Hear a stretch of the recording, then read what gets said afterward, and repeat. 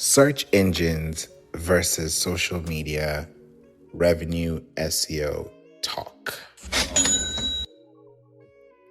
I'll say that again just to make sure we are clear. The topic of the room of the day, actually, it's midnight. So the topic tonight is search engines versus social media revenue SEO talk. Now, I wanted to bring this information to you very quickly so that you can learn something and get the replay or listen to this when you are alert. Because right now you may not be, but if you are, that's great too. Now, search engines are not the same as social media. It's like comparing a car to a map. Let me just use it like that, because there are different maps, right? You can use different maps for different things, and you can also have different cars for different things, but not every car drives with the same map. So let me say it that way. So you can be a car unique because you have a website, and your social media could also be similar, but it's also giving its own type of, I can say its own type of touch to the mix. So when you think about search engines, the first thing you should be thinking about is driving. Let me not even say traffic yet, but driving. We already know driving revenue, driving traffic, driving leads, driving conversions, driving keywords, driving everything. But we need to start with driving. Driving is very important. When you drive, how fast do you drive? Do you drive slow? Do you drive fast? I like to drive fast, and I also like to drive safe. So when you think about driving, your question should be, how fast do you want to drive? And the quicker you're able to drive and the faster you're able to drive, the more momentum you pick up. So when you use this analogy about search engines, how do you speed up your momentum? Is by the number of articles you update, the number of pages you update, the number of articles you publish for the first time, the number of pages you publish for the first time. That can be your quadrant, right? So you can check off those boxes and say, is this updated? Is this new? Is it recent? Is it old? Is it updated? Is it not? These are questions that you can answer. So the more you're able to answer them on the quickest scale, the faster it will be for you. Welcome to WAN. So you're creating consistency in that search engine database. Thank you for the love. Appreciate you. I wanted to sneak into the room today, just real quick, so I can share some things with you as well. I know it's late, but I want to make sure that we can have something cool to share tonight. Search engines are drivers of the internet.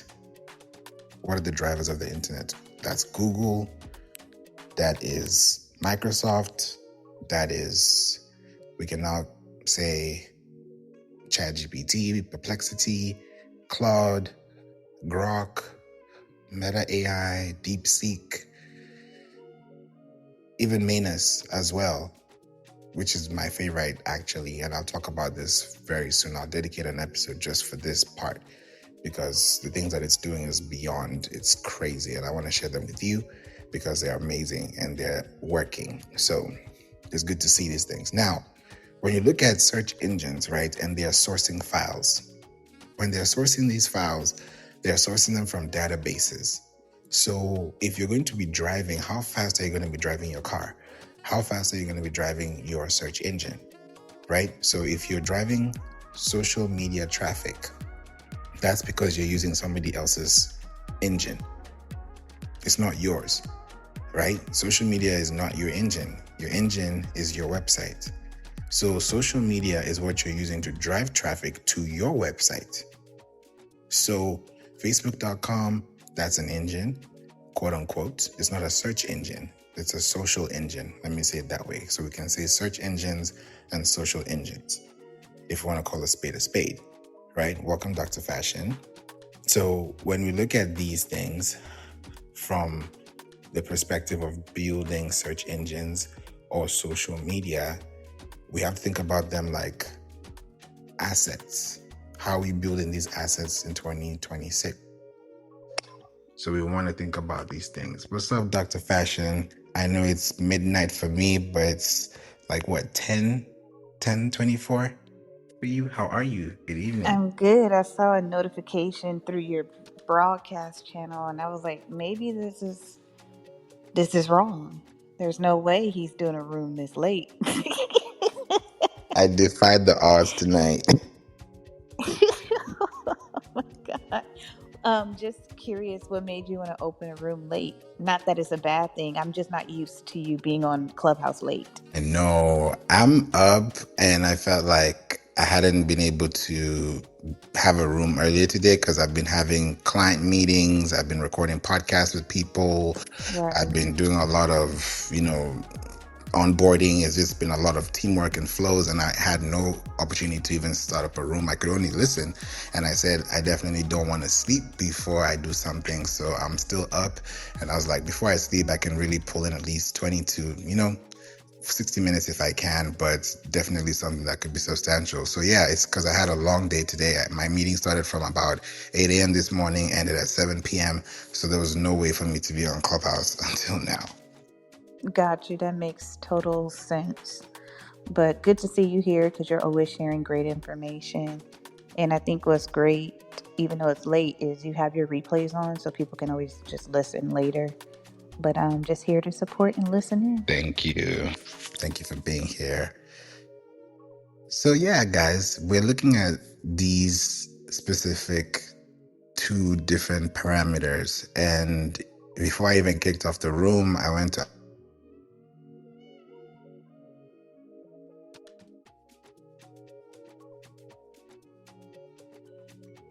documentation. What's the latest documentation? Because we look at search engines and we think, oh yeah, that's cool. It's like you can see a car on the road that's not driving, it's just stuck on the side. There's another car that's driving that has momentum. There's another car that's just speeding. So these are all cars. They all have engines, they all have batteries, they all have tires, but they have different conditions, right? It could be a different engine, it could be a different system, it could be a different oil, different fluid, different something. You can fill in those blanks. So now when you look at your website, what kind of links do you have? I would say your links are like your oil. If you have good oil, your car is always going to run good, right? If you put good oil on your face, on your skin, it's going to run good. Speaking of skin, I saw something on Instagram today, which was very interesting to notice. There's a difference between when you put body lotion on your skin, when you put serum on your skin, and when you put castor oil on your skin. And castor oil goes deep into your actual skin, and the rest just stay on the surface. And I was like, oh, this is interesting because I like science. I like really going into those deep things. So it's kind of unrelated, but why I'm giving you this is if you want to use that as I'll call it an analogy, right? An analogy between the three options I just mentioned. So let's say, let me give it ABC. Okay, so here's the analogy. A1, B2, C3. So if we look at A1 is like, let's say, your lotion, right? And that's just on the surface, right? That's just what you apply. That's what everybody sees, but not everybody sees it, because if you've been applying that lotion for the next 5 years, 5 days, your skin should look different, right? But if it's not looking different, then no one will know that you put skin or put oil on your skin or put lotion on your skin. So when you look at that A1, right? Look at the one as your website, and that's the URL, right? So if you want this to go deeper, and let's say we turn it into serum, right? It's not just lotion. We want to go a little bit deeper. Then that's B2. So how do you go a little deeper is by looking into your domain, right? We're talking about your website. Your website is what everybody sees, what everybody clicks on, what everybody knows. Your domain, of course, is one of the same thing, but your domain is more structural. I can say it's more structural and it's more structured based on getting your DNS, which is your domain name system. So, or your domain name server. Now, when you look at your websites, of course, there's your website, there's your web page, there's your web link. Welcome, Jay. And when you look at your website, they have different destinations. These different destinations have different places. So like with lotion, you put them in different destinations on your body, right? So I'm just giving you an analogy so you can look through this. Now, if you want to go deeper with the serum, right? And that's going deeper with your content. We're now talking about your domain. And when we talk about a domain, we can't talk about a domain without hosting, because most times people just have domains and they have no hosting for those domains. But if they ever want to build a website, which is the lotion, the first thing, they need hosting. You can't have a website without hosting, because the domain is what's going to point the hosting to your website. Domain, hosting, website. They all work together. They're all different, but they're all interconnected. So if you have a search engine, then that search engine is your website.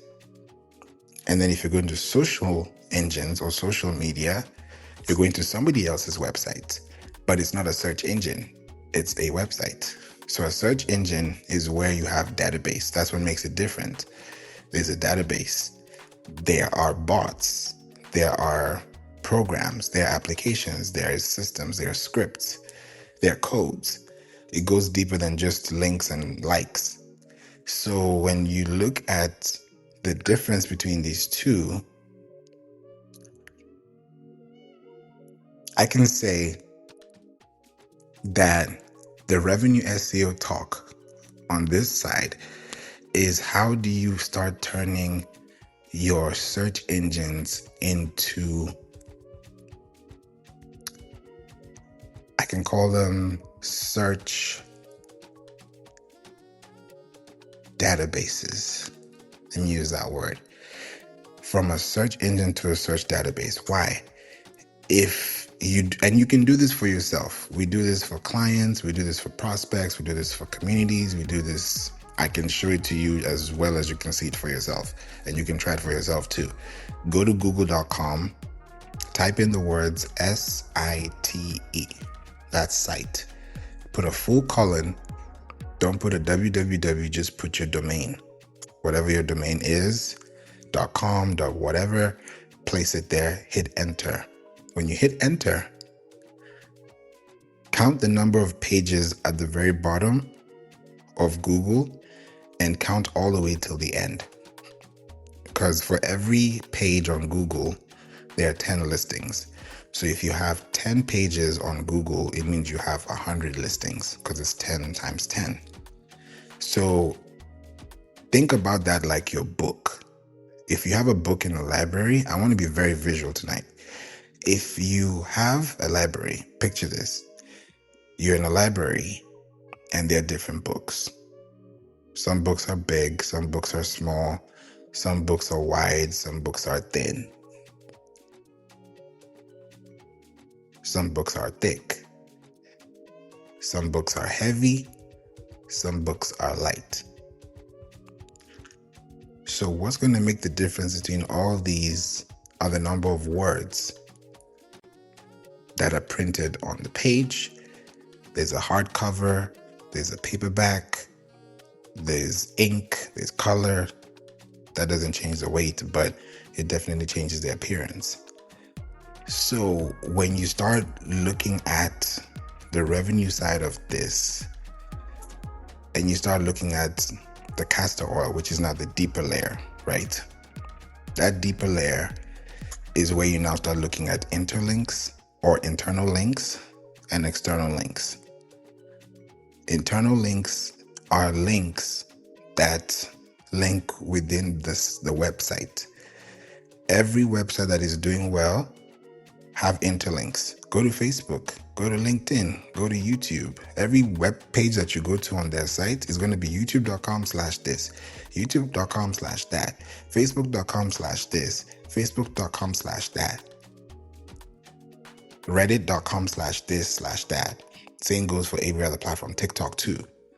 So when you start noticing that all these users, we're all account profiles, where all people who have unique accounts. But these accounts are numbers. That's every account has data. So if all these data points connect together, that is data in a base. That's why I talked about database. So Instagram.com has all the database. Facebook.com has all the database. Does your website.com have all the database? Because if you go to Facebook.com and do the same thing with site colon on Google and you do Facebook, you're going to see a lot of pages. So if Google is giving you expansive pages and you can see your website has 5 pages on Google, somebody else has 15, somebody else has 35. That means that the person that has a 35-page Google booklet, quote unquote, is thicker. It has more weight. There's more substance. And this more substance creates more traffic, which creates more revenue. So when we're looking at the reverse engineering process on this, our goal is to know how we can use 80% on search engines and 20% on social media. Most people do 20% on search engines and 80% on social media. If you're able to flip the script or just flip the page, since we're talking about pages, there's going to be a big difference for you, because not only are you going to be sending people back to the pages that you're showing up on, which you don't own, but you also have an equal copy. It's like when you print a sensitive document, or when you have a very important document and you have the original, you want to print a duplicate copy because you have the original.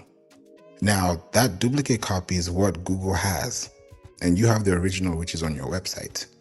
I hope this makes sense, because I want this to be very clean and clear. So when you think about your search engine, ask yourself, does my car have oil? Does it have a battery that can run on its own? Does it have pages that people can find? Does it have links that people can click on? Does it give them error messages or access granted? Those are questions to think about. And then with social media, you don't have to use all social media platforms. You may use one, right? So you can choose the one that you want to use, but eventually try to be on all if you can. But if you can't, then it's not a problem either. The goal is to be deep, not shallow. So these are very important things to look out for. And Dr. Fashion, if you're available to speak, we'd love to hear your thoughts on this, especially when it comes to people prioritizing their time with content and also trying to consider the revenue in their time of effort.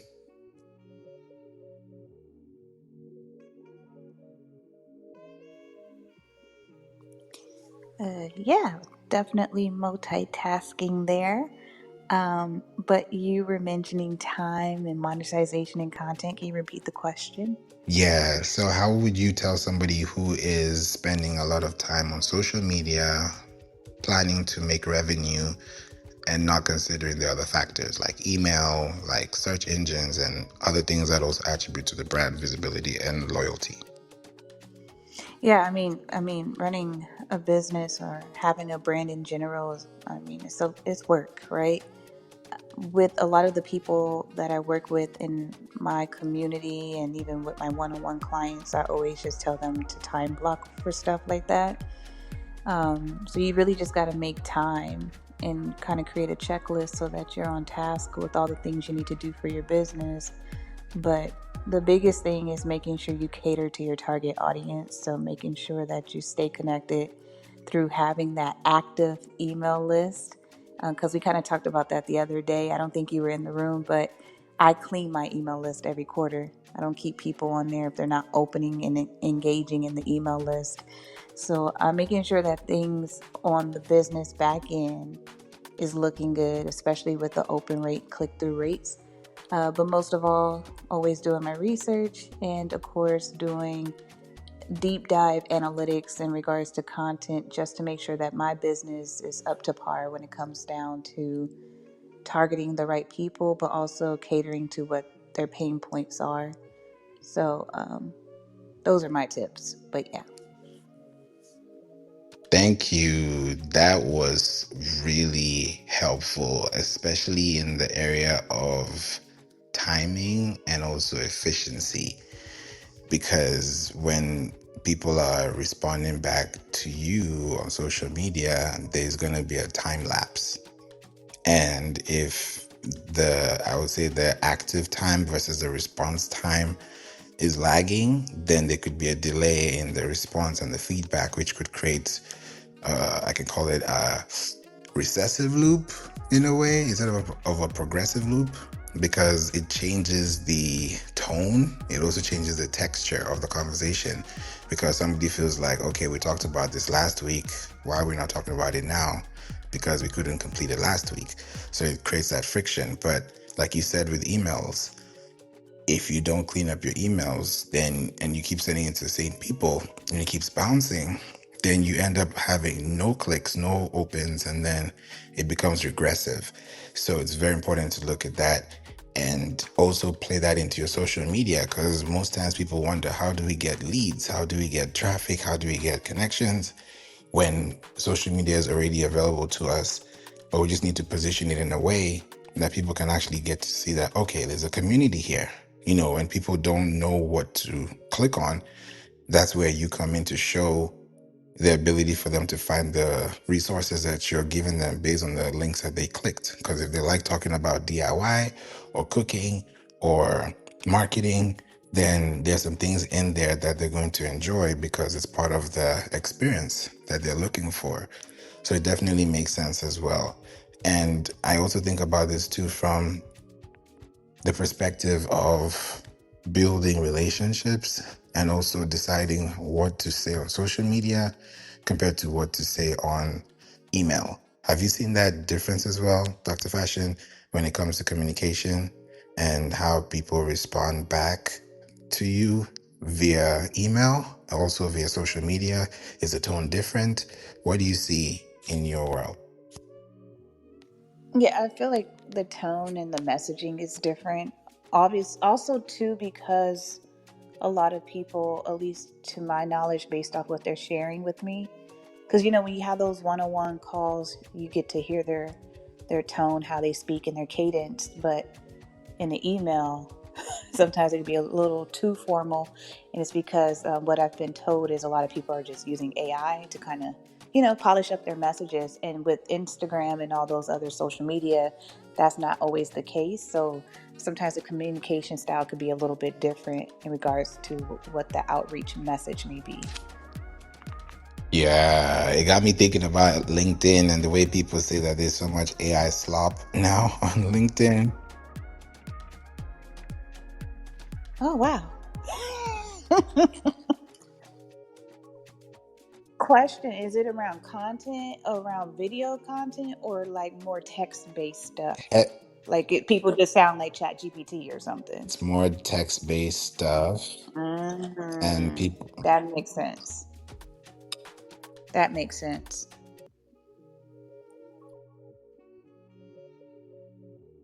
on the norm, or if they're using AI, they're not editing or making it unique. But you can still use AI and make it unique because it happens for some people, but you can tell there's some people who don't even try.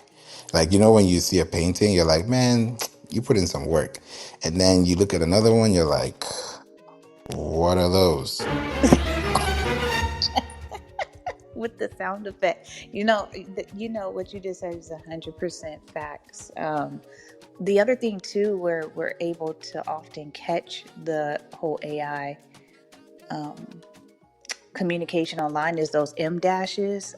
Every time I see that, I'm just like, there are some people that use it on a regular, but the people that are using it every day are just copy and pasting from ChatGPT. It be having those dashes in between everything. Kind of annoying.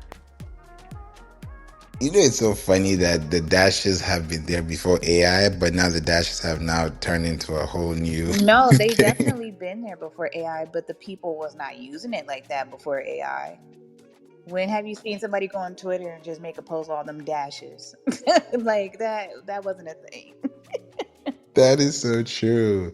Yeah, people are not using it. And if you're using it, you're using it sparingly.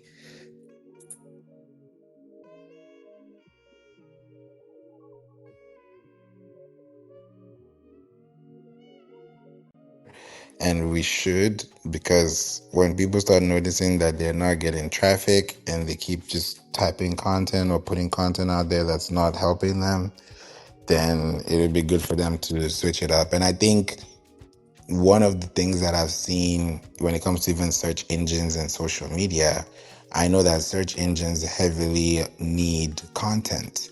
And when a search engine is looking for content, the search engines around that content is looking for similar content like that. So if you have content, and let's say you're talking about one topic, and that one topic has one blog, which has, let's say, one image, and now you have 10 blogs about the same topic, but you have 10 images. Those 10 images are going to pull in together into one search engine. And then that one search engine is going to tell the others, hey, I got some information about this. Like Google will say, hey, Bing, I got something for you. And then Bing will be like, oh yeah, me too. I have something for you. I have some information here that's creating traffic signals for this website. So when you start looking at the similarities on different dashboards, it's different. Just imagine like having a computer with 4 screens, right? You've connected to 4 different screens, but it's the same computer. Just think about that. It's the same computer, but you have 4 screens. Those are 4 different dashboards.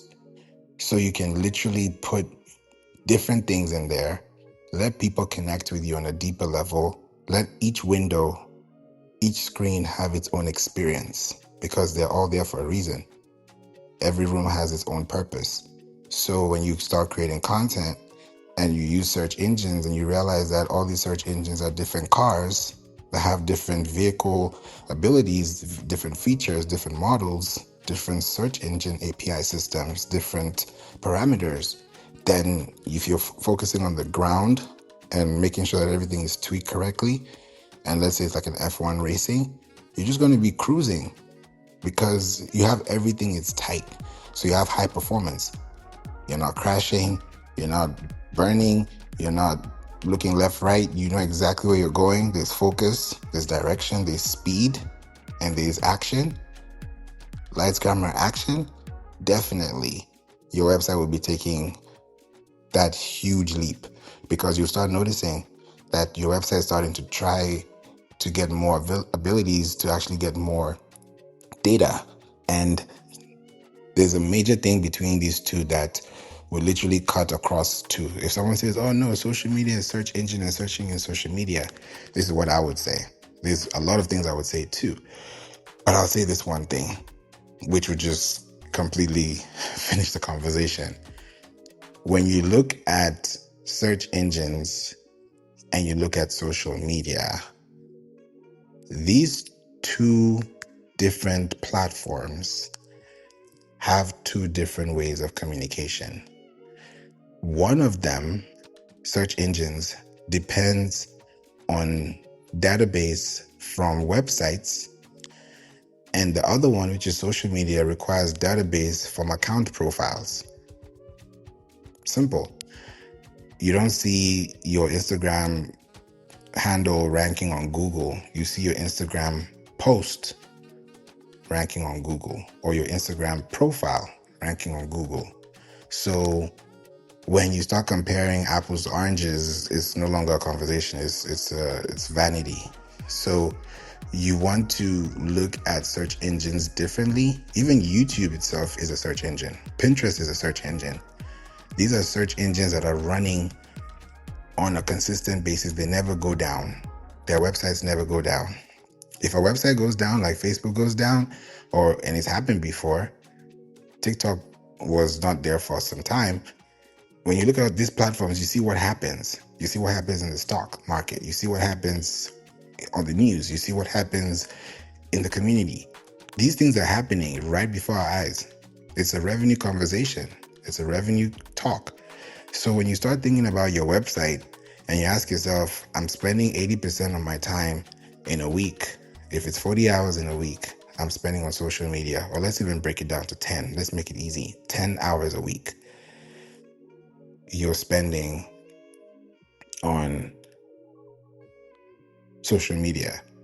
80% of that is spent on social media.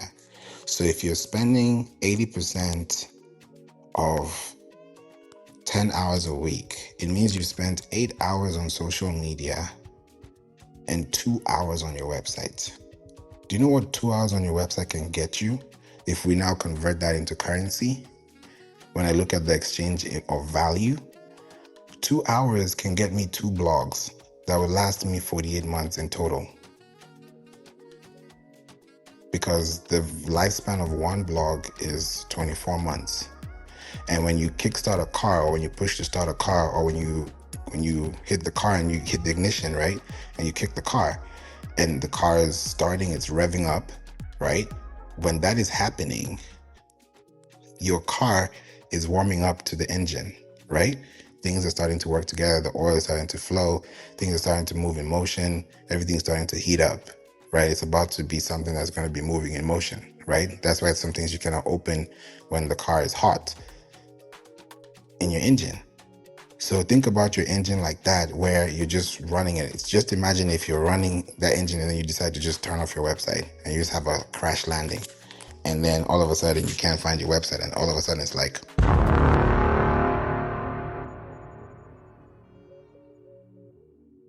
your website is out.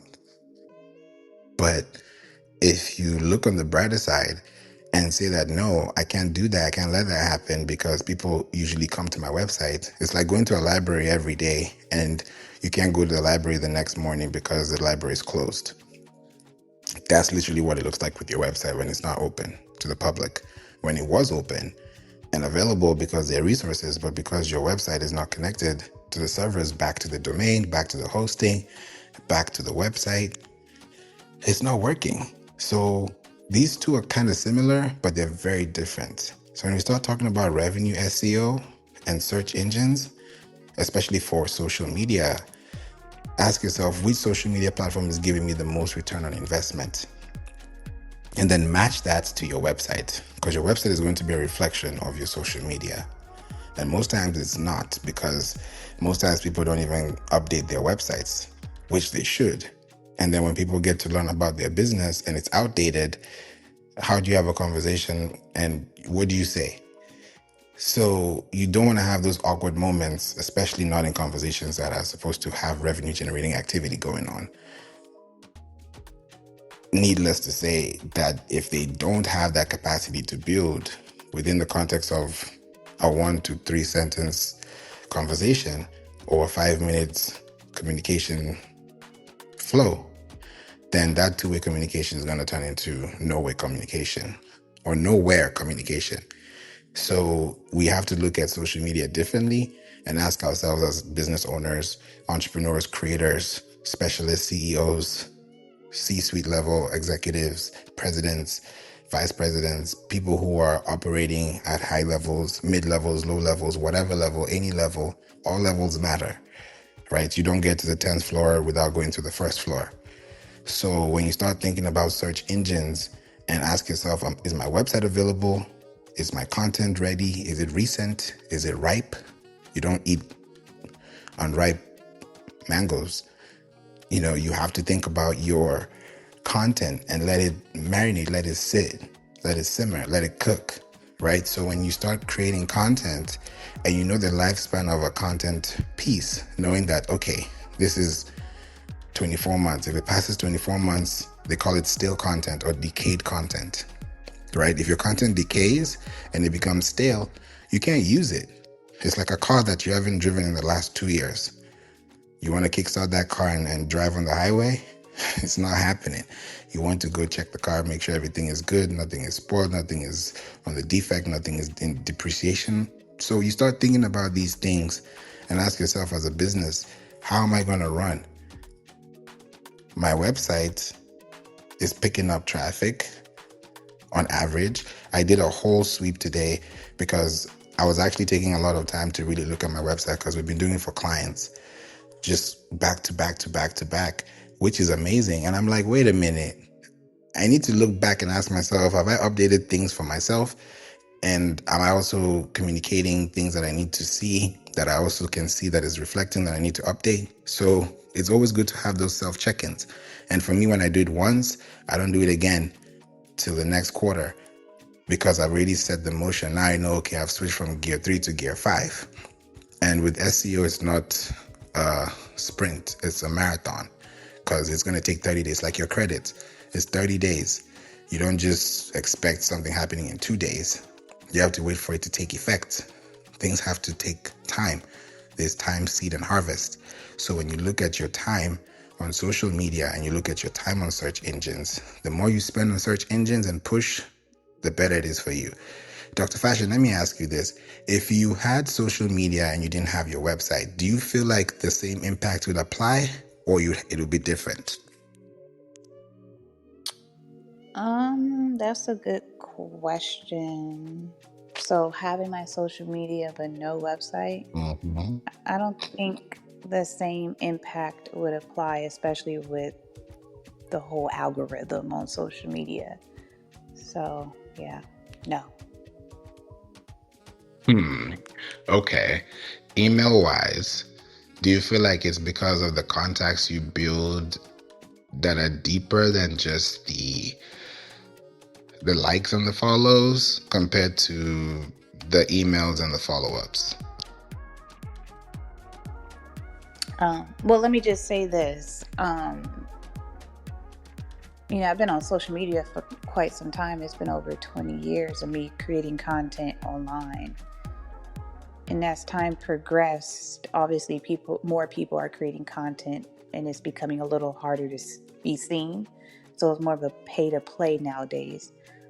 But I would say having my website has been so valuable not only to my business but my brand, because when people don't always see me on social media because of the algorithm changes, they have another opportunity to catch my content without being distracted. So, like if you go on IG and you look at the feed, is you and a million plus other people. But when you have that newsletter, you have your own website, you decide what that looks like for your viewers. And that's the control that I have.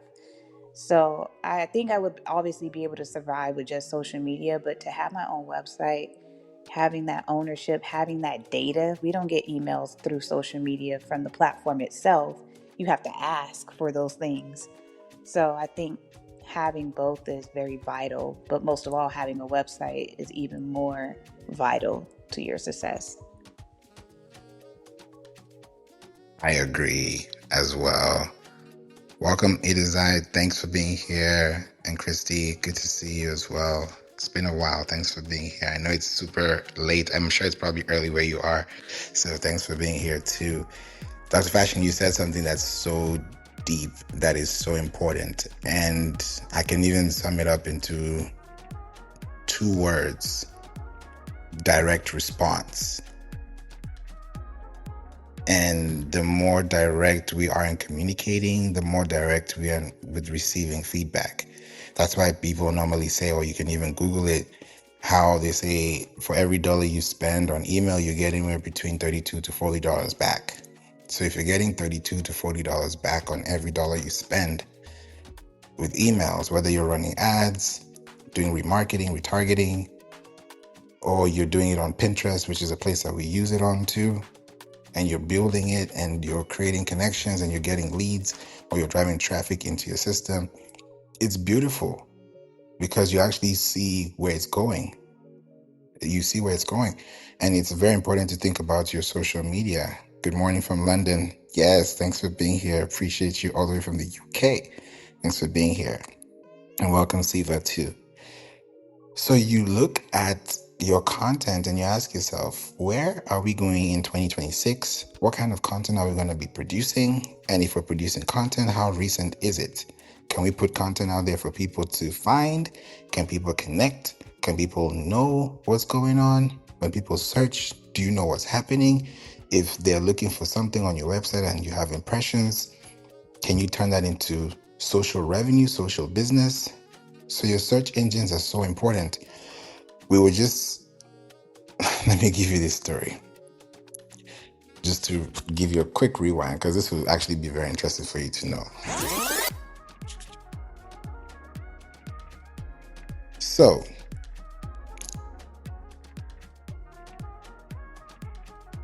we have a client that potentially we're going to be working with. I can say client because we've established something that I believe this has to be done. And if it's not done, it's going to be a problem in the future. But I'm excited that it's going to be something that will show the value of it. And sometimes I'm like, why do things happen? And I'm like, okay, now this is something for me to do. It's like, here's a new challenge. It's kind of like Temple Run, or Subway Surfers. So what's happening now, right? Just to give you the context of what just happened is there's someone who I know and she is doing well with her business, amazingly well. But something happened.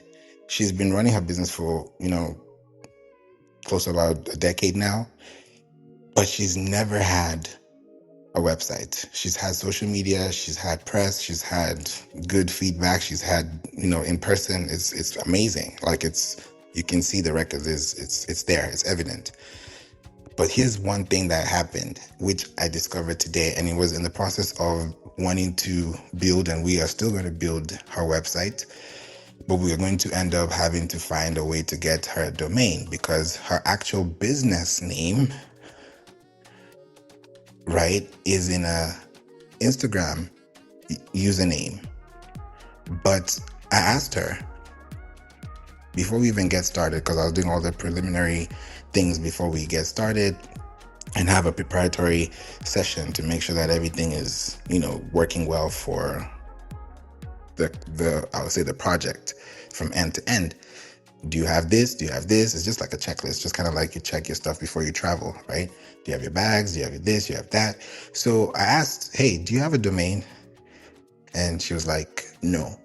I said, okay, we need to find it. So we searched, and then we realized that the domain is taken. And I was like, did you buy this? She's like, no. I said, oh, okay. And it's up for renewal, and it's been renewed for the last close to 10 years. So she has a full account on Instagram, but she can't use that domain now.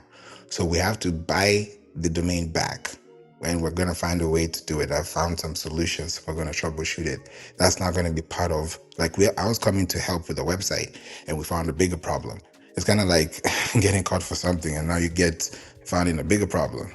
So it's like, what happened here?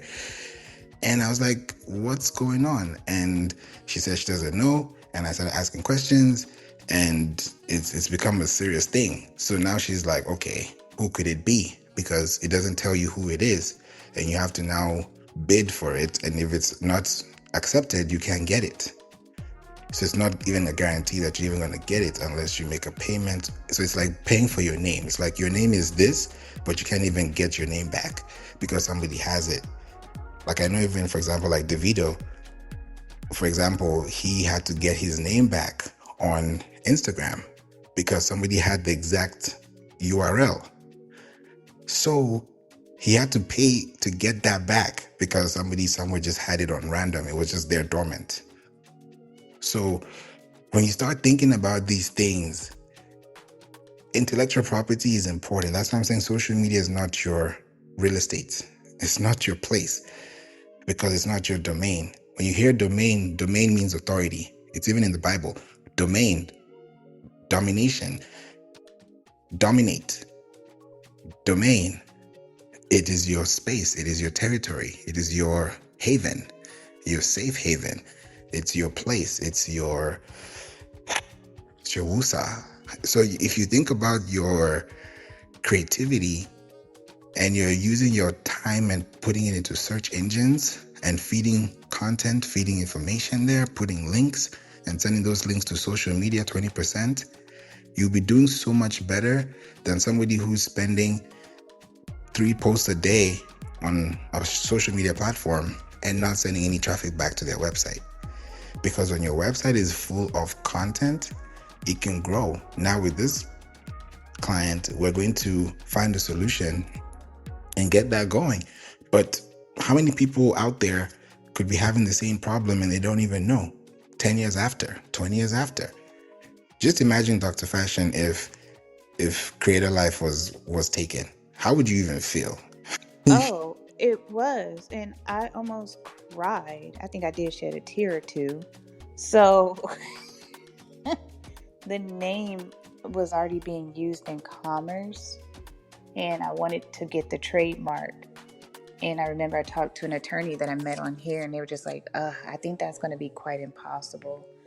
But my sister Chandra, rest in peace, she said, we can make it happen. We just going to have to get creative. And we did. And it was able to get approved. But to know that somebody was using it and they wasn't really using it, they just took the name and it was kind of dead. Luckily, I had proof that I was using it before them. I just didn't have the trademark before them. So I'm just in another class, but it worked out. So yeah, I did shed a tear. Oh my goodness. I did not expect that. Wow. Yeah. Oh man. I was like, no, this is my business, my baby. Yeah. But it's all good now. Now that you've come out of this, how do you feel, especially for now that you know better and you can do this again and again and again? It's kind of like when you've bought a house or you've bought a car or you've bought a yacht or you've bought something that is of value, that's sentimental, and you know you can get it again, but do it twice with the value, knowing what the exchange is. I mean, a lot more confident now, since I went through that process. And, now I move a lot quicker in regards to protecting my IP. But, once you go through it, it becomes easier for you as you continue growing and learning more. I agree too. That is so true. It's interesting because when you think about the long-term effect, you also have to think about like, okay, we're doing this work, we're doing this online, but are we protecting it? Are we earning from it? Are we going to scale with it? And if we start hitting those points that we don't see the results, we have to also think and say, okay, how do we make those changes? How do we apply those differences? So yeah, it's very deep. And when you start dealing with domains, especially when you're also registering your domain, you're registering it to your name. So every domain that you see that's on Google, that's on ChatGPT, that's on any type of AI system, somebody has that domain. It's one person. The same way we're 8 billion people in the world, there are 1.1 billion websites. That means there are 1.1 billion people that have websites.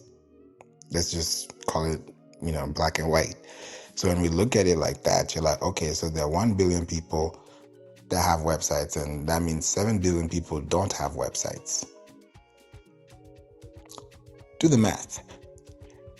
So if you are thinking about revenue, it means you have resource because you have a source. It's kind of like saying you have water because you have a well. You can't have water if you don't have a well. So when you're building a well, it's based on how deep it goes. So imagine the deeper it goes, the more links you have, the more content you have, the more authority you have, the more links you have, the more references you have, the more social posts you have, the more you have. Then before you know it, you cover one topic 10 different ways. You cover 10 topics 10 different ways. Now you have 100 topics and subtopics included that are giving you long-term yield. So by the time you look at all this content, welcome Joy, you realize that you don't even need to post on social media all the time, because when you're on search engines, that's what's driving social media information. That's why some people, when they do things, whether it's on TV, on radio, on podcasts, on social media, on search engines, and they go viral, you see that their accounts go up. People follow them on social media. It's not that their social media wasn't working. It's just that it wasn't visible. It wasn't available to them. It wasn't in their reach. But now that they know and they're able to connect, and they're like, wow, where have I been this whole time? Just imagine listening to a new song. You're like, man, I like this song. Let me check the artist out. And then you realize, oh, I love the album. Oh, I love the music. Okay, let me go for the concert. Okay, let me buy merch. Okay, let me do a pop-up. it becomes a culture, it becomes a thing. So if you want to build that for your website, think about it the same way. So search engines are so underrated, and social media is unfortunately overrated. Social media is important. Search engine is critical. I'll say that again. Social media is important. Search engine is critical. Because when you have a search engine, that's going to tell the signals to Google, to the bots, whether it's Bing bot or Google bot, whether they're crawling or fetching. These are things that are going to be happening, and it's going to start creating signals. And the stronger your signals are, the higher your budget. Think about it. When you have a higher budget, you can do more, right? People always have to plan a budget, or you have to structure the budget. But imagine if your budget is increasing every time you post content. So just imagine, that's why I say like you get $40 back with email, because you send one email that has one blog to, let's say, 1,000 subscribers. Now these 1,000 subscribers have linked back to your website or have seen your email because it's in their email. And if it's in their inbox, it means that you have been able to pass through the compliance. That also means that you have good servers, you have good signals, right? You have a good DKIM, which is a domain key identifier mail. So when you look at all these parameters, and there's other things like SPF, which means sender policy framework, and there are other terms as well that are there. When you look at all these things, what I'm just saying, because you can Google these things, but what I'm pretty much saying is that when you send an email to someone, you have a record of your, I can call it your ping points, because you're pinging signals to people that are receiving your emails. So you're sending signals, they're receiving signals. Like I'm talking to you now and you're listening. So you're receiving and I'm giving. When I'm listening, I'm receiving because you're talking, so you're giving. So when you look at that with your emails and your blogs, the more you're able to publish your giving, the more they're receiving, more people will receive. It's better to give than to receive, right? Because when you give more, you receive more, right? You do more because you have more. So when you have more resources, have more impact, have more capacity, have more, that gets you to become more credible or more sustainable or more impactful. So when you look at these things and ask yourself in 2026, where are we spending our time, money, and energy? There was a client also that I want to just share this last thing with you too, just so you can hear this, because I sent them an audit and I'm excited to hear their feedback tomorrow. I've been working on this for about a month now, and I decided to just crunch it all in 1 hour. That's how I usually do it.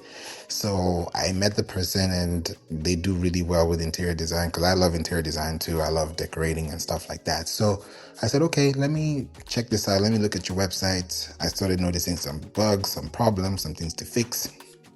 I've recorded the 5-minute video and I compared her website to her competitor's website locally, because it's a local business and people are going to be driving to the store to get this designs or get this fabrics or get this type of interior, material. So I decided to show her that her competitor has about 15 pages. When I talked about Google, I did that whole site colon thing. I showed her website and I showed her competitor's website. I didn't even go to I went to what Google is saying about them, because the more Google knows you, the more people will know you. I'll say that again. The more Google knows you, the more people will know you. And how will Google know you? By submitting posts that are relevant to the people that Google sends traffic to or receives traffic from. So if you're writing content and you're posting content on your website, you're sending signals to the algorithm. So as you're sending these signals to the algorithm, you're creating signals that are going to create more feedback. And that feedback is going to increase your budget. And that crawling budget is going to allow you to have more pages. So the more pages you have on your website that are linked to other sources, the better your content can actually start getting more visibility. So when you start thinking about your content from the perspective of receiving signals as opposed to just giving only, then everything changes. Because most times people say, oh, I have to post, or I have to post, or I have to post. Just imagine if everything that you post is giving you more posts, meaning that more people are talking about you because you said something first. Just think about the compound effect of that. Would you rather say something valuable and more people respond back to you? Or would you rather just say anything and wait for somebody to say something? There's a difference. So when you look at search engines today, they're changing. Things are definitely changing. So you have to look at your structure. So I went to her website and I said, here's your website. Here's the competitor's website. The competitor had 15 pages on Google, like 15 pages, page 1, page 2, page 3. So that's what, 150 pages? She had less than 10 because it didn't get to the bottom of the first page. And I said, this is what Google knows about you, and this is what your competitor knows or has told Google about them. So I always put it in the ball of the client and I would say, hey, I've passed you the ball. Tell me, do you want to shoot a 3-pointer? Do you want to, touchdown? Do you want to hold the ball or do you want to walk away? It's up to you. But that goal is still the scoreboard is not going to change until you change something about the scoreboard. So I showed that and I mentioned that because this is happening, there are some gaps, which means that there are some things that can happen. And I showed her the gaps. This is a gap, and this is going to shock you if you're listening to this. They have about 80 articles on their website. And I showed her, I was like, towards the end, I was like, this is how we're going to expand it because they have 80 articles on their website. Right? And anybody can write articles now, ChatGPT and Perplexity. So this information I'm giving you is very open-ended. So you can really do it or not, but there's going to be an effect when things are done correctly, right? So the competitor, she has been in business for like quarter of a century. And her domain, when we start talking about websites and domain, because I talk about search engines and social media, I want to just give you a case study that's real, like a real life example of what I'm experiencing myself firsthand. Because that's why I love talking about these things, because I'm not telling you somebody else's story, I'm telling you my story and how it resonates with the context so that you can also see it for yourself based on how I'm experiencing it, and you can also get your perspective too. So I told, and I did the recording on Loom, and I told the person and I said, hey, look at what's going on here. Your competitor has had her domain for 6 years. You've been in business for 25 plus. Now, if you've been in business for 25 plus years and your competitor has been in business for 6, but they have 80 pages on their website and you have 5 on your website. Welcome, Ike. And those 5 that you have on your website are just like homepage, about page, contact page. It's not strong pages that could actually drive traffic. And you've been in business for a quarter of a century. Google does not know that. This is a real life example right now. Google does not know, welcome Ethan. Google does not know your website is a year or 2 years old or 3 years old until you submit it to Google to tell them, hey, I have a website. So let's say you have a domain, you bought your domain for 20 years, but you never submitted it to Google. It's the day you submit it to Google that you're able to have it there. It's kind of like saying you've had 20 years driving experience and you don't have a driver's license, but the first day you go to the DMV to get a license, that's the day your ID starts counting from the date of issue, right? It's not that you started driving that day. It was issued to you that day. So when you take that same analogy and say you're in business, but that does not also equate to your time online, it's different. Look at TikTok. Yeah, we're on TikTok in 2026, but I always give you this example. TikTok, they bought their domain in 1996. TikTok that we know today, TikTok.com, was registered as a domain in 1996. That tells you how important it is. Before it was called Musical.ly in 2016. Before it is TikTok now in 2026. So we're talking about 30 years of dominance, and it's shown as a track. It's like saying you have 30 years of credit history. It's there. There's proof. So when you look at these things and ask yourself, let's say you've, God forbid, your social media gets deleted or banned or something happens and you don't have access to it. Can you prove that you've been on social media for that long? There's going to be a difference. So these are the things that I'm mentioning that are very important. They sound like they're very basic, but they're very fundamental and they're very critical. Because for you to make revenue in 2026, of course, you can use all kinds of websites and landing pages and links. You can use stores. That's great.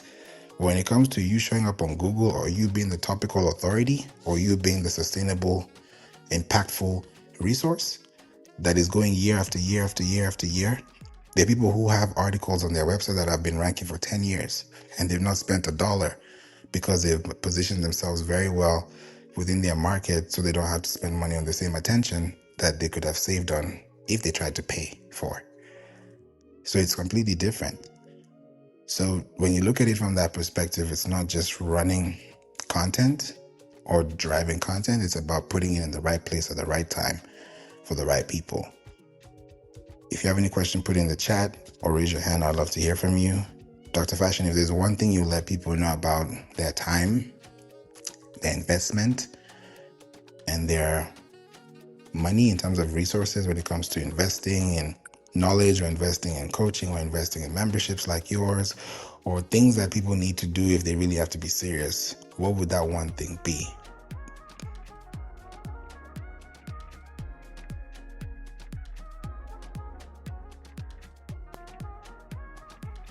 Sorry, Favour. You're going to have to ask that question again. Because I know. I'm working on some slides. No, I know. So I was saying if there's one thing you could tell somebody who is starting or is in the point of getting to the scale, but they also have to prioritize their time, their money, and their resources, how would you do it if it's the first time or if it's something that they need to do sustainably? Yeah, you talking about for somebody else? Yeah. If okay. I think I got your question because my head is all over the place. I mean, it seems like you were asking if they're trying to do all those things, where should they start? Yeah, like what should be their focus so that they don't lose track and they don't also lose momentum? I mean, well, you got awesome people like you and I with all this knowledge.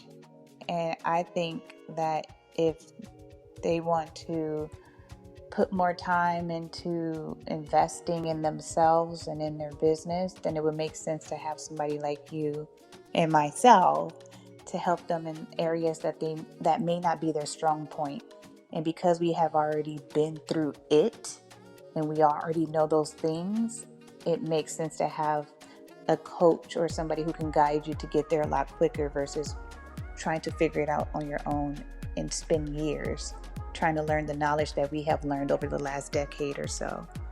So that's my tip. Get you a coach. Yeah, Pronto. Yeah, it helps a lot. It helps so much. And things are changing so fast on social media. And I think that's the other thing that's great about what you do is you're able to show social proof because you're doing it in real time, but you've been doing it for a long time. So you're always up to date. And I think that's the other thing about being a business owner. Sometimes you're so wrapped up with your own business that you're not up to date with all the things that's happening with technology and social media and all the changes on the internet. It's just so much to keep up with. But I know with me and you, we're connected with so many people. It just makes it easier to cater to our clients. So I do want to add that. But yeah. Thank you. Yeah. Yeah, people should reach out to you too. And, Absolutely. they got to.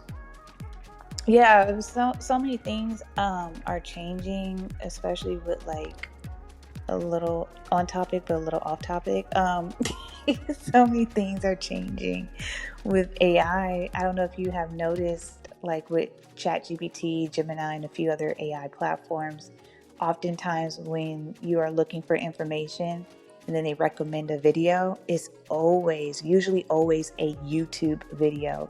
Rarely would you see a TikTok or a Facebook video. It's always a YouTube video.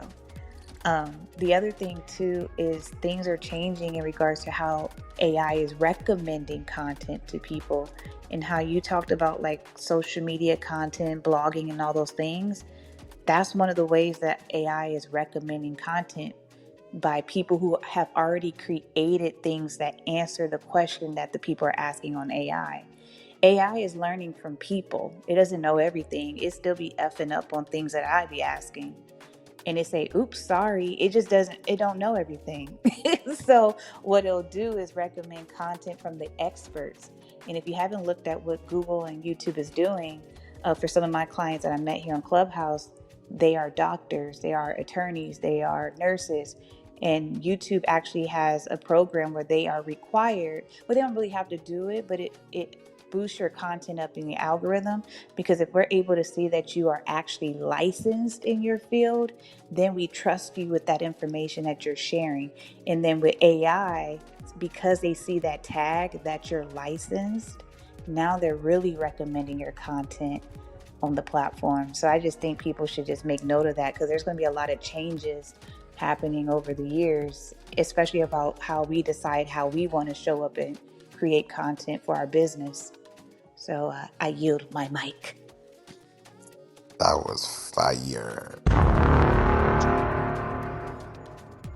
I love the sound effects that you do. You're amazing. You're amazing. Sent you something, and it's specifically like what we've just talked about, and I'll explain more when we get off. And it's something that is very big when it comes to websites and understanding data from the back end and reading information that can be parsed back to those platforms, whether it's Apple Intelligence or it's Siri or it's Anthropic or it is Claude. There's some things that you can do that can really take you to the next point. So I'll share that with you because I noticed something and I wanted to see how we can pull that off. Oh, yeah. I'm looking at this like this foreign language to me. What's going on here? When you look at like a scanner when you go to the doctor. Yeah, I'm like, what the hell? Can you interpret, please? Yeah, this is dope. I'm excited. I love learning, so this is good. What are you showing me? Yeah, I like this. Okay. Yeah, we'll definitely dive into it so that we can, I'll give you more deep intel on that. And that's gonna be a way to also boost like what you're doing with YouTube, because everything you're doing on YouTube and your website is gonna come like a sandwich from there. Nice. You always explain things so unique. I like that. A sandwich. Love it. I love it. I love it. And hey, Wyatt, Ali, April. Thank y'all for being here. Appreciate you. Hey Wyatt, hey Lee, hey Echo and Luigi. Thanks for being here. Darren. Yeah, Dr. Fashion definitely made a very great point. Not even a good point, a great point. Thank you, Darren. And I never really mentioned my credentials on YouTube, to be honest. Why, Darren? What are you hiding? What are you hiding? What's up, Lee? Welcome to the room. Questions, Hi, thoughts? how are you? I'm good, man. Good, good, pleased to hear.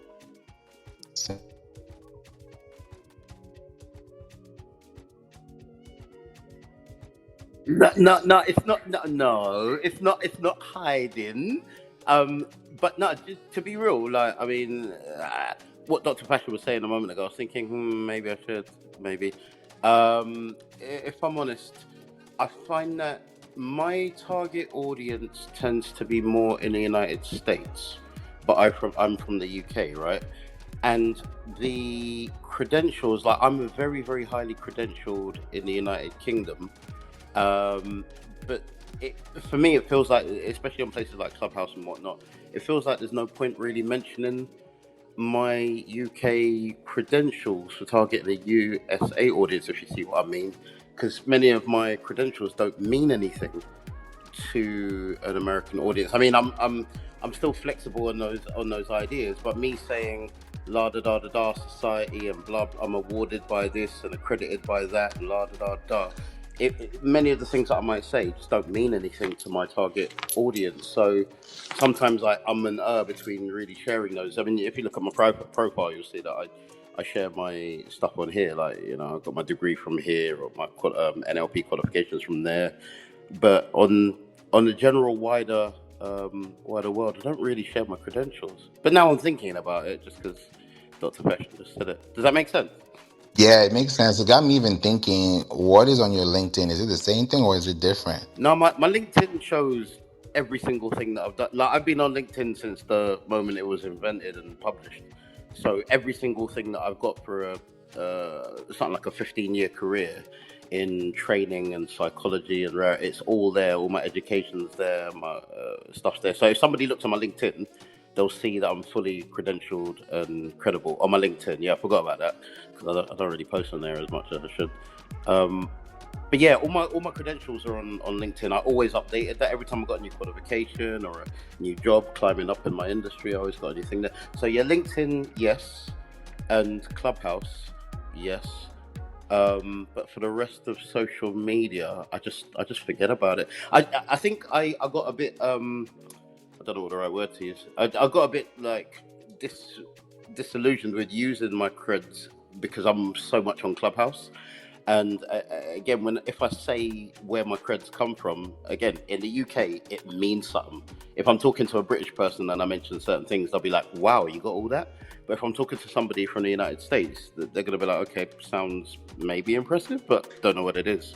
So just true, it's not really in my target audience's mind space. I don't really mention it, is it? You understand what I'm saying? But I don't know. Dr. Fashion got me thinking. Maybe I should mention it just in case. I don't know, but interested in your opinions on such things.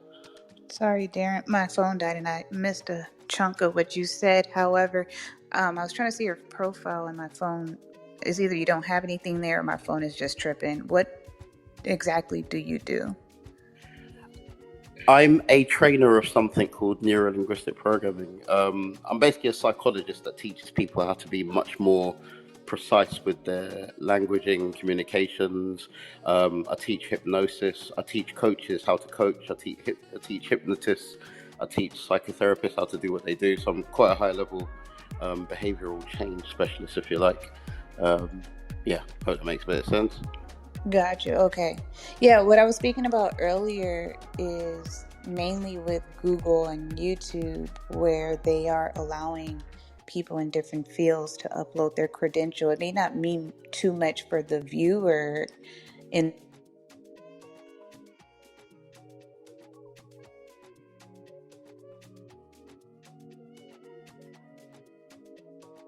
then it would make sense to highlight the credentials so people see you as the expert and not just somebody regurgitating information that they saw online or in a book. You get what I'm saying? So things are just going to be changing over the years. And that's why I love that Favour hosts these rooms to kind of keep you all updated on those changes, because every day is like something new, Favour, that we have to share here on Clubhouse because of all the changes with the internet, AI, and all the things. So yeah. It's so true. And you got me even opening my laptop. I didn't plan to do this, but Darren, you made me open my laptop. So I'm going to do something really quickly because I just want to make sure I can make a point here. So you said two things. You talked about behavioral change, and I think you also talked about neurolinguistic. I wanted to know if there were two words, what would those two words be that we can start off with, at least as a stem, because from that we can now get other related terms.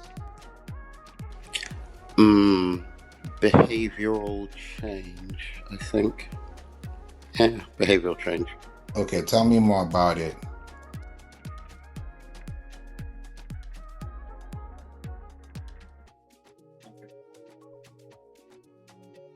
And there's things that they want to do. There's a goal that they want, and they're like, oh, I want that goal, but I don't even know how to think about it. I feel stuck. I lose confidence, motivation, all that sort of stuff.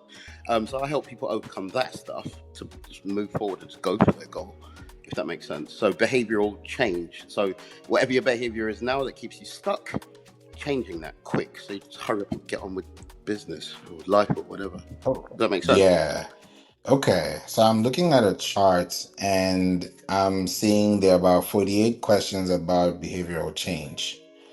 And that's in the UK. And then let me look at the US. Let me see, that's 48 questions. Let me see what the US has. 50 questions. The US has 50 questions. So you have 48 plus 50 questions already that these questions have different capacities. And for example, I'm seeing the one in the US. One is, what are the 5 stages of behavior change? And then I see why my behavior is changing. Like, these are very, very, very specific questions. So if I'm looking at the search and I can see that this is March 2026, March 2025 in the US, there was 770 searches for that topic. And this is just by database. So if there's 770 searches in the US and the UK, let's see what that was in March. 210. So March 2025, there were 210 searches in the UK. I mean, yeah, 210 searches in the UK. And technically, let me go back to the US. You had about at least 5 times over that in the US. So locally, if I now go to, right? Okay, thumbs up. Okay, so now I'm going to go a little bit deeper. I want to go a little bit deeper because I'm going to nosedive. I just want to make sure by the time I'm coming out of the water, we're on the same page, we're on the same shore. So I'm going to behavioral change and I'm going to United Kingdom. In the United Kingdom, there are 63.7 million people. Okay, so I'm going to do a test search. This is the whole United Kingdom. And I'm typing behavioral change. So I'm teleporting right now. So as I'm teleporting right now, this is what I find. I see there are 6 stages of behavior change, and that article was written October 14th, 2025. And shout out to Very Well Mind. They have it at the top. Then, of course, there's gov.uk. Then there's Wikipedia, which is 3rd place. Then there's the Liverpool John Moores University. So I'm literally in the search results as if I'm living there right now, or if I'm searching from there. So all these results, I'm seeing University College London, I'm seeing National Institute of Health, positivepsychology.com. These are all linking to that. And of course, there's a knowledge panel. So your question is, how do I get to what I've just shown you, that your website could be part of this listing without you having to spend money on ads to get the same attention? Is that the question you're asking, Darren? Yeah, and while you're talking, I'm like, hold on a minute. I'm thinking, do I have a blog on my website that answers that question? If any of them 700 plus people were searching for it, I've got loads and loads and loads of blogs about loads and loads of stuff related to that subject. Do I have one that specifically has those words: behavioral change, neurolinguistic programming? Maybe not. I'm actually searching on my thing now. But yeah, I guess the way forward would be to make sure I've got quite a few blogs that talk about that exact same subject from a few different angles. That's one thing that came to mind while you were speaking, Favour, because you're that good. You're good. Thank you, Darren. I wanted to ask you, is this for ravenworld.co.uk? Is that the... so that's the one that you're referring to that could or should have the URL, right? Yeah. Okay, I'm about to dive in. Would you let me dive? into this just real quick? I gotta ask you. Okay. All right. I'm not gonna go too far, but I'm just gonna make sure I can handle the topic that will help the discussion. So I'm on your website and okay, let me do this. So let me really look into this really quickly. I'm gonna look at your robots first. Okay, so your robots they're pinging, but they could be better, and that's something that is very important. And that's technically what I was telling Dr. Fashion, and I was like, yeah, this is important. So I see. Okay, I found it. So your last blog was updated on February 4th this year, and that's just the post section. And I can see, okay, I'm going to do something really techie right now. So let's do this. I want to do something that's going to be very specific to finding this result. Okay, so you have articles, and they are, I'm not gonna run it through, but I can see your first article was, let me see if there's a date that's older than that. That's what, 8. Then I see 9, so that means 8 is first. I see 9 again, I see 9 again, I see 2.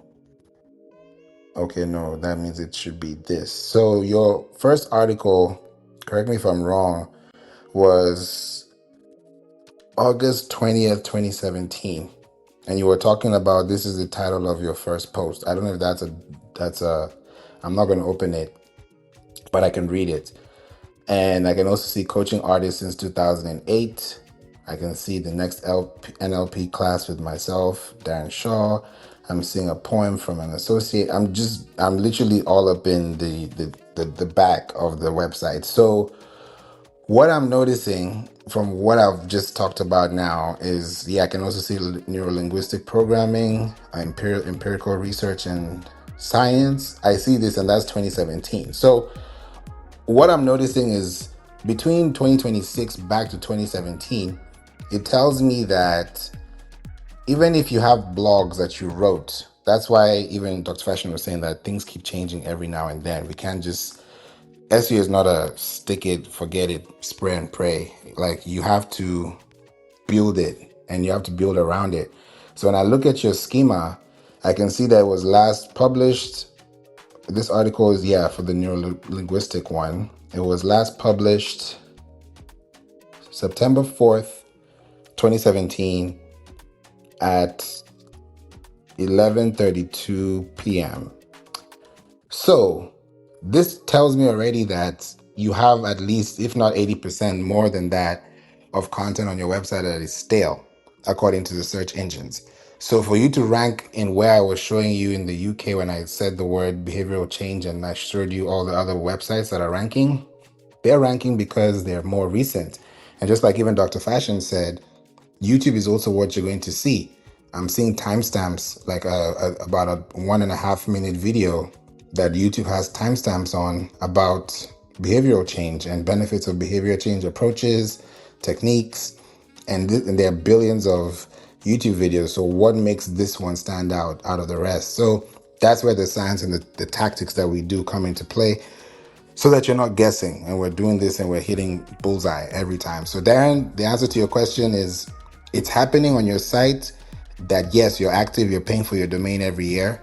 But when it comes to scaling and actually being on the SERPs, that's where the lack is. And instead of you talking about it on Clubhouse only, it could be on your profile, because you could have your LinkedIn on your profile right now, but it's on your Instagram and your website. And I think you have about 7 or 8 links on Clubhouse that you could use. So you could have LinkedIn as one of them too. So when you have all these pages and your website is not there, and I can see it's on Wix too, because I can read through the whole thing. So that's how we audit sites. So I've just done a live audit on your website, which the next step would now be for us to clean it up, kind of like take the trash out, renovate, do a whole revamp, establish it again, and put a bow on it. So I'll pass it to you, Darren. What are you thinking? Well, I use the term behavioral change because that kind of sums up in two, because you asked for 2 words, and I thought, and it sums up in 2 words what my whole everything has been about for the last 25 years or whatever. I mean, the main thing, as you can see on my site and all my stuff, is NLP. The reason I don't say NLP just say that is because it's an extremely competitive space, and in fact recently I've been sort of pulling back away from just saying NLP in favour of being a bit more descriptive about much more descriptive about the pain points that I help solve. So more descriptive about, are you somebody who gets stuck when you're going towards your goals? I'm somebody who helps you deal with that stuckness fast so you can move forward, but because you said behavioral change, I just went for that. But now you've just said all that, I'm thinking, maybe I do need to fling a couple more blogs in there around that. And actually, you've just pointed out something else as well. It might be useful for me to go over really old blogs and check if there's anything that doesn't need to be there. There shouldn't be too much of that, but good point. But yeah, just lots of thoughts. I mean, I've got all the time in the world. I'm sitting in the Philippines at the moment, so I've literally got all day to sit here thinking about this. So the next couple of hours, I'm gonna sit here and just go through my blog. Maybe I haven't uploaded anything to YouTube for quite a little while. So again, because Dr. Fashion mentioned that and you've mentioned that, I'm like, maybe I better upload some YouTube videos. But yeah, I'm probably got a few gaps in my stuff. But yeah, okay, I'm gonna shut up now. Thank you. You're welcome, Darren. I don't want you to run the hamster wheel, and anyone listening to this too, I don't want you to run the hamster wheel, because what's going to start happening is you're going to start making changes. It's kind of like trying to clean the car without washing the car or doing a detailed finish. This is what I mean, because you're going to change some things, this and that, but when you look at the technique and the way the websites are, it's big. I'll just give you an example, Darren, and also for anyone in the room listening too. The first article that I saw for behavioral change, because that's not the only website that person has or the only topic that they cover. The article that's ranking, I actually did a quick scan. So very well mined that I talked about. Let me actually ask you so that I can hear your feedback, because this will help. When do you think this article was first published? It doesn't have to be the exact, but just tell me the year. Do you know which year this article was first published? Can you guess? Damn, my brain said something like 1990 something or something. It's probably old. Okay, it's closer to... Okay, let me make it easier for you. It's closer to 2010 than it is to 2026. Damn. So in the early 2000s somewhere.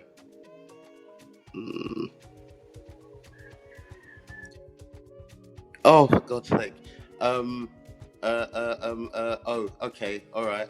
I suppose if I do this by law of averages, why are you doing this to me? I don't know what 20. I'm gonna go for 2018. There you go. My final answer. Okay. I'm glad we're doing this exercise, because this is what a lot of people will be thinking in their minds, processing. So I think we're living thoughts right now in people's minds from what I'm thinking. And why it's not the hamster wheel. It's true. I just gotta say what it is. It's the truth, because that's what's gonna happen. Oh, new shiny tool, AI. Oh, ChatGPT now. This is not Temple Run. This is not Subway Surfers. This is not Slice the Fruit Ninja. This is tactics. And it has to be very specific. This article, this is why I'm telling you that I'd rather have spent 2 hours and drop 2 articles that are going to give me 10 years plus than post 20 times a month that's going to give me 2 months of leverage. You choose. This article that I'm talking about was published December 27th, 2005 at 8:23 p.m. And it was updated. Yes, it was up. Darren, you're giving me the eyeballs. Yes, and it was updated October 14th, 2025 at 3:51 p.m. So you tell me, between those timestamps in life, like that's a lifetime. If this person comes 2026 and updates for 2026, they've been renewing their domain since 2005. Why would they not rank on ChatGPT? Why would they not rank on Alexa or Siri or Google? Because, like Dr. Fashion says, they gave the information. They're looking for sources. So if you're not the source, your competitor is. So if you're going to keep saying the same thing over and over to the same crowd, and they're not doing their research, or they are and they're not finding you, then you're just, it's like soundboard. It's not really resonating. It's just reverb. So when we think about the resonance between us becoming the authority and not just a link or just a post, then like you said, you haven't used your LinkedIn in a while. That's a big deal because LinkedIn is technically Microsoft. So if you're on LinkedIn, then that means you have Microsoft Advantage, which is technically Bing, which is technically Perplexity. There's also a website called you.com, which is an AI tool too for browsing. So you wonder what's happening. There's actually Perplexity Comet. That's an AI browser. There's ChatGPT Atlas. That's a browser. So if all these browsers, there's CarPlay, there's Apple Play, there's so many things that you're putting together. How do you keep up? So this person is, all they have to do is just go into their website, update. Go into their website, update. You're spending $10,000 a month trying to do the same thing for the same people. So your market share and your profits are thinning because you don't have that leverage. So you wonder, how can I outrank this person? There's a way to do it, and I won't mention it here, but there are ways that you can do this so that your website is not just hanging by a thread. So I'm glad that we talked about this because I think this will help a lot of people to understand what this really, really means for their businesses in 2026. So don't just have a website because there are 1 billion people that have websites and not be the person that actually is dominating the industry that you actually show up for. So I hope this gives you some insight as well. Any thoughts, Dr. Fashion? Anything that you'd like to add, say, before we go? I just want to say, awesome late night room. I'm glad I came in and excited to learn more from you. Thank you, Dr. Fashion. Thanks for being here. I thought I was going to be by myself. By the way, I was like, it's midnight. No one's pulling up here. Hold up. Oh God! Dr. Fashion, can we not sleep on the fact that it was something that you said that triggered a thought in me that made me come to the stage and maybe open my mic and rare. So both of y'all, I mean, Favour I've known on Clubhouse for years, probably about 5 years or something, since way back. I mean, Favour's a don around. He's an OG. I mean, Dr. Fashion, I see you around. Me and you have never really spoken about seeing you around. And I mean, both of you have like strong credibility out here for being really, really passionate about these subjects and that. So, but yeah, both of you deserve flowers, love, respect right now. Just want to say that out there because I know obviously you're bigging up Favour and you're showing Favour love, and Favour showing you love. I'm showing you love and Favour, man thing. Get me? It's all good. That's it. Hey, I love that. Thank you, Darren. I appreciate it. And that was a good deep dive too, that you did, Favour. So thanks for coming on stage. thanks for lighting up the room. Definitely. If it wasn't for y'all, this room would have been different. So your presence matters and your time is valuable, and I appreciate it. Thank you, Luan, for being here. You've been here from the jump. As soon as this room opened, you were here. So I appreciate you. Thank you. I hope you learned something, and looking forward to hearing more of your feedback. If you have any questions, feel free to reach out. Wyatt, thanks for being here too. Faizi, Juisha, and Theo. I see you. Theo wants to come up and say something. You see, we're about to go, but people still want to say something. So I always give you an opportunity to come in and say something. Welcome to the Pinterest and SEO Marketing Room, Theo. Where you calling from? And we'd love to hear your thoughts, questions, and the floor is yours. Welcome.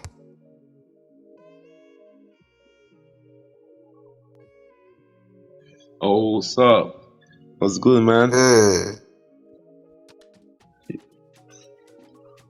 So how was it, man?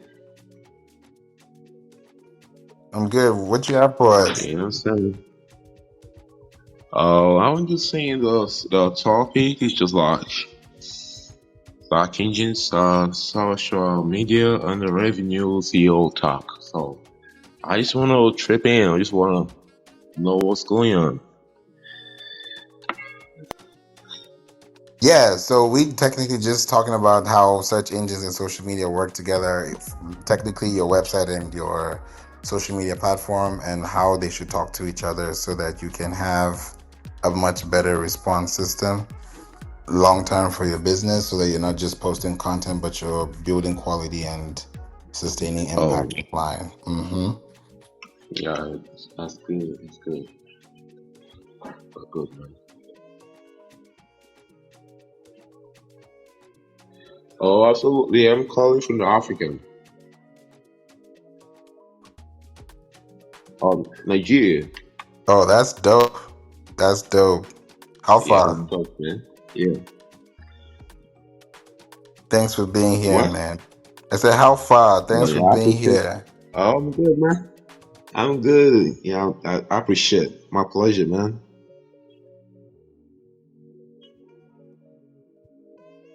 Yeah. Awesome, y'all. This has been a very good room. I'm glad that we were able to cover this, and I sneaked up in here thinking that it was going to be just me, but yeah, now I know anytime this happens, Dr. Fashion is going to be like, "Yep, whoop-de-doo." So it's going to be a very exciting time to be here again, and I'm looking forward to connecting and just making sure that we do this consistently. We give you the information, we deep dive, because I feel like once this is said and you're able to understand it for yourself and it makes sense, then everybody can also take a decision for themselves, which is beyond me. So I'm just here to help and be that light, plant that seed, and then we can now decide if we want to plant it or we want to just let it dry. So it's up to you. But thanks for being here, Dr. Fashion. Thanks for being here, Darren, Theo, Luan, Wyatt, Faizi, and Hiba. Have a wonderful and blessed morning, night, wherever you are, because I'm going to sleep, and I'm sure some of you are just waking up. So have a good one, and I'll definitely see you guys in the next room. And definitely be safe and stay hydrated and stay blessed. And I'll talk to you guys in the next episode. Take care. Bye for now. My pleasure. See you. If you have reached this point of the episode, I just want to say thank you so much for listening to the We Don't Play podcast show. I hope this has helped you, given you some insight, because every time I come on here or anytime I bring somebody on here, a guest, a speaker, anyone that is of relevance to you listening is always going to give you educational value, definitely entertainment value, and most importantly, empowerment value. So thank you for listening to the We Don't Play podcast show every day. And if you want to reach out to me, you know where to find me. Click the links in the description or go to info@playinc.online, info@playinc.online, and book a call. Let's talk. Let's have a conversation. Let's talk SEO. Let's talk marketing. Let's talk business. Let's talk scaling.